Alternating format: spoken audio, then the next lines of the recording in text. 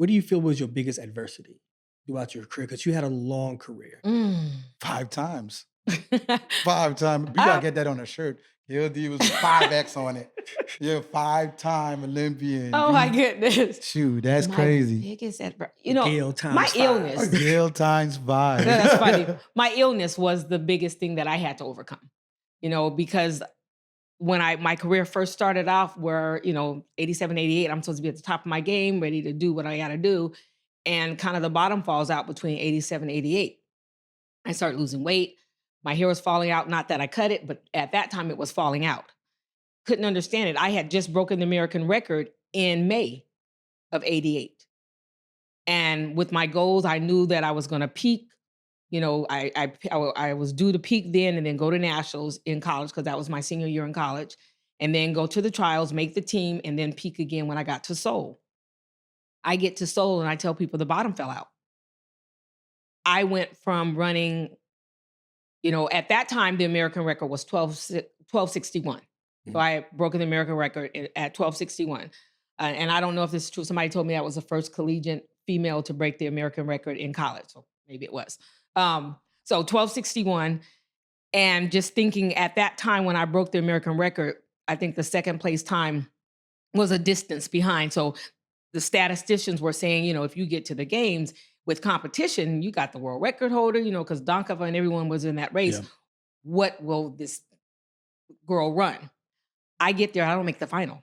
I run slower than I've run ever. And you didn't know why? Didn't know why. Something's wrong.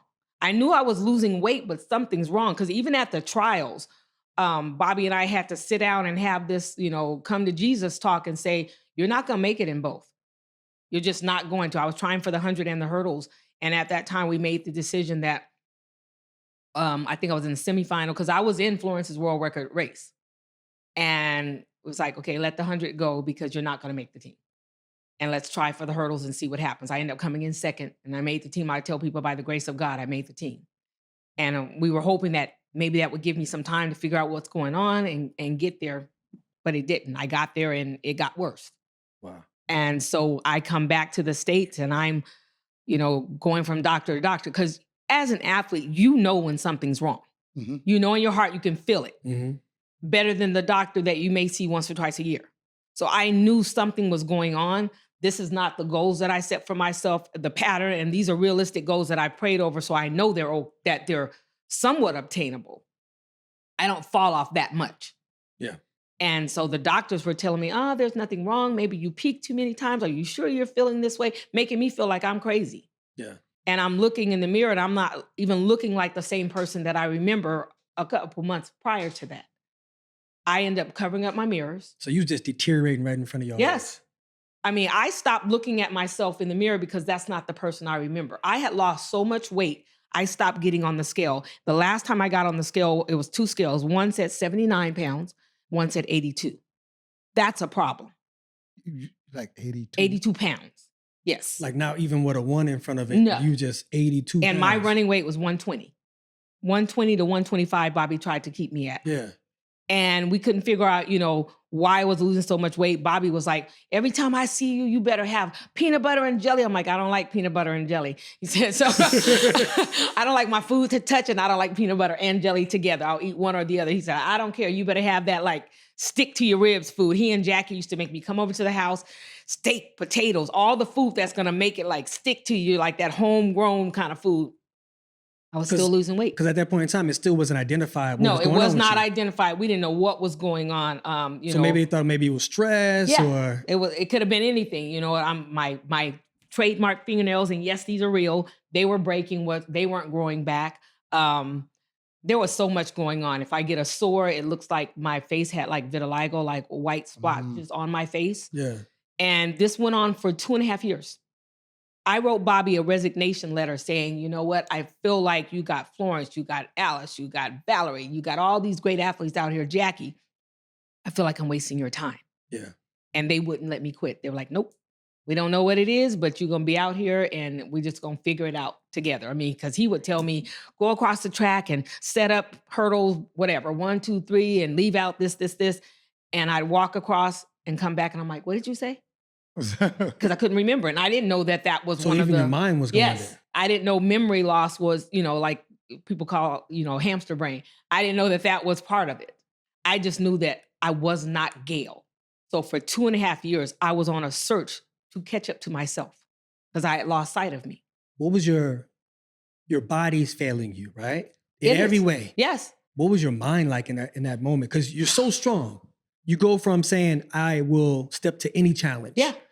And now your body won't allow you to even remember. It's like you want to. So my mind was still like, oh, I got this. I'm gonna get out here, I'm gonna do this. But I was losing so much weight. In that 2.5 to 3 years before I came back on the track, I pulled my hamstring 6 times. What? Because I'm jogging you figure atrophy. Yeah. You have no muscle toning. You're still out here trying to run. My resting heart rate was crazy to the point. That was when Bobby stepped in. He was like, nope, because you could have a heart attack. You could die. Yeah. And I can't have that out here. And so he just made me sit there and take my heart rate and wait and see. And it didn't come down. He sent me home. And so mentally that becomes frustrating because when you set goals for yourself and you work to achieve those and you figure, I figure life is a challenge. So I just got to get over it. Yeah. I always tell people it's a hurdle. Yeah. And I can't go around it. I can't go under it. I got to go through it.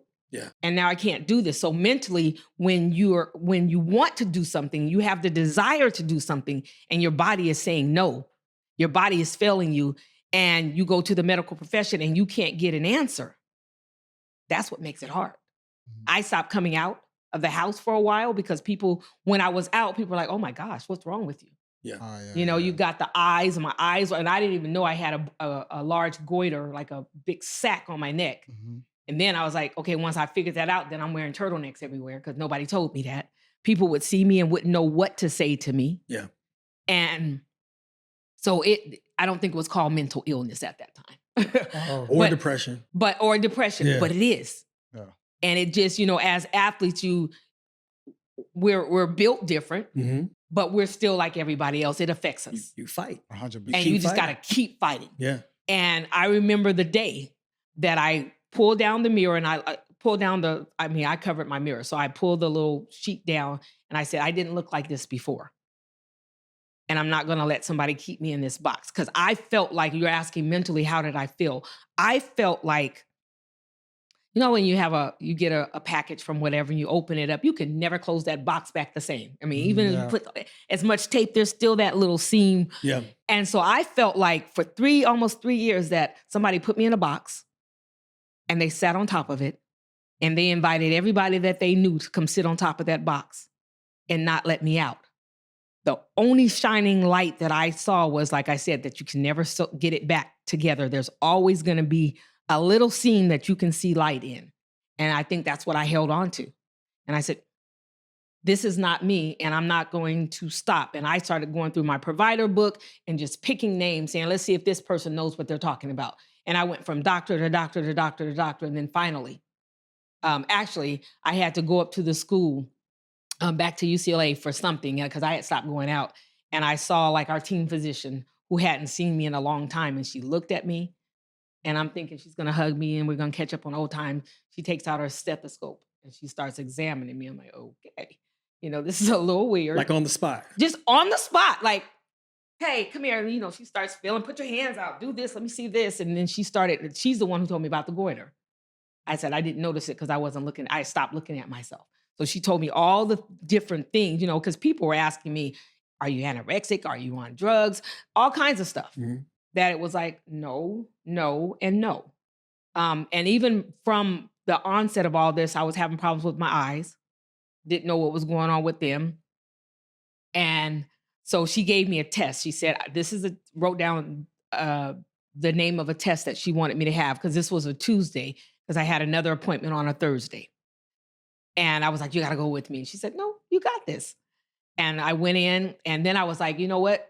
At least it was a sigh of relief because I knew something was wrong with me. And finally, somebody gave me somewhat of a shining star to say that possibly I just need somebody to confirm it. And I remember sitting there saying, okay, am I going to wait for this man to come in and tell me, I'm sorry, Miss Devers, there's nothing wrong? Or am I just going to whip out my paper? Because it's like ammo. After 2 years, And so I was like, I'm gonna wait. I'm just gonna sit there and chill out and wait for him. And he came in. I couldn't. I gave him my paper. You've been waiting too long. I really tried. I was like, okay, sit on it. But I couldn't. He took the paper and he said, I don't need your little paper. I can tell you're a walking thyroid disorder.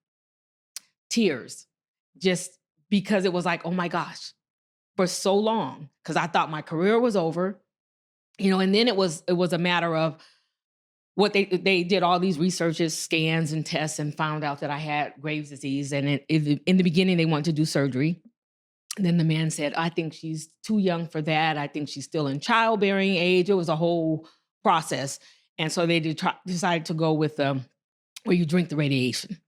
So, and I was like, I remember, I'm like, okay, this is good. I can do this. It just looks like water. Has no taste, but oh my gosh, it makes you sick as a dog. I remember he said, do not throw it up, or we have to start this whole process over again. It was like a two and a half week process of knowing how much to administer to me for my body size and type. And I didn't care. It was like, you know what? Where are my sticky notes? Let me pull them back down. They're a little dusty, but at least I'm not crazy, which is what I thought for so long. I'm not crazy. I'm going to get right back out there. And